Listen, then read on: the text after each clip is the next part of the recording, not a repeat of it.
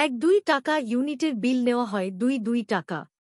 রাজধানীর চানখারপুলে Dhaka medical college, ঢামেক, হাসপাতালের মার্কেটের 1-3-7টি দোকানের সোয়া 1 কোটি টাকা বিদ্যুৎ বিল আত্মসাৎ করার অভিযোগ উঠেছে। মার্কেটের দোকান মালিকদের নিয়ে সততা ব্যবসায়ী সমবায় সমিতি লিমিটেড নামে একটি সমিতির নামে এই টাকা আত্মসাৎ করেছে বলে ভুক্তভোগীরা জানিয়েছে।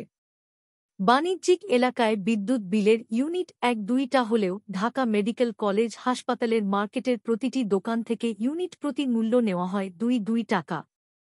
এরপর ঢাকা পাওয়ার ডিস্ট্রিবিউশন কোম্পানির ডিপিডিসি কাছে 20,20,000 টাকা পাওনা রয়েছে। প্রতি ইউনিটের বিদ্যুৎ বিল 2-2 টাকা করে গত 6 বছরে 1,20,00,000 টাকা আত্মসাৎ করেছেন বলে অভিযোগ উঠেছে সততা ব্যবসায়ী সমবায় সমিতির দায়িত্বরত কর্মকর্তাদের বিরুদ্ধে। এসব বিষয়ে ঢাকা দক্ষিণ সিটি কর্পোরেশন, পুলিশ সদর দপ্তর ও ঢাকা মহানগর পুলিশ, ডিএমপি সদর দপ্তরে লিখিত অভিযোগ দিয়েছেন ভুক্তভোগী দোকান মালিকরা। সংশ্লিষ্ট দপ্তরগুলোতে দেওয়া লিখিত অভিযোগে বলা হয়, মার্কেটের উন্নয়নের জন্য সততা ব্যবসায়ী সমবায় সমিতির নামে 5টি দোকান রয়েছে। এই দোকানগুলোর ভাড়া তুলে সমিতি মার্কেটের উন্নয়ন কাজে ব্যয় করে।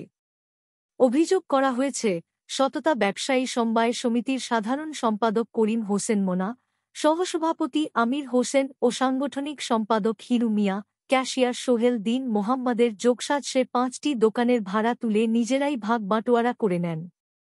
মার্কেটে একটি টয়লেট ছিল।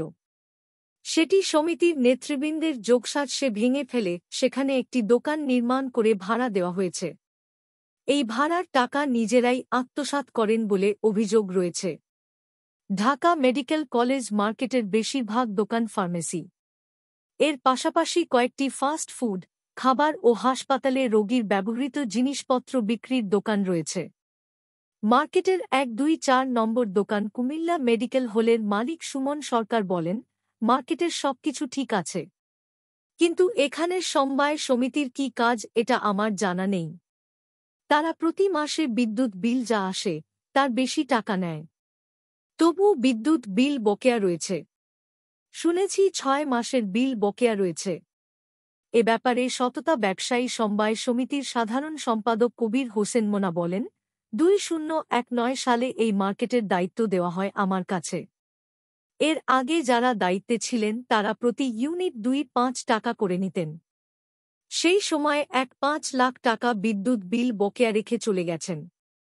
এখন যে টাকা বকেয়া রয়েছে তা অল্প অল্প করে দেওয়া হচ্ছে। ব্যবসায়িক বিদ্যুৎ বিল এভাবেই দেওয়া ছাড়া উপায় নেই। জানতে চাইলে ডিপিডিসির রমনা আঞ্চলিক অফিসের উপসহকারী প্রকৌশলী বশির আহমেদ বলেন, ঢাকা মেডিকেল কলেজ হাসপাতাল মার্কেটের বিদ্যুৎ বিল বাবদ কিছু টাকা বকেয়া রয়েছে। প্রতি মাসেই কিছু কিছু বকেয়ার টাকা দিচ্ছেন ওই মালিক সমিতির লোকজন। তারা ধীরে ধীরে বকেয়া বিদ্যুৎ বিল পরিশোধ করবেন বলে আশ্বস্ত করেছেন।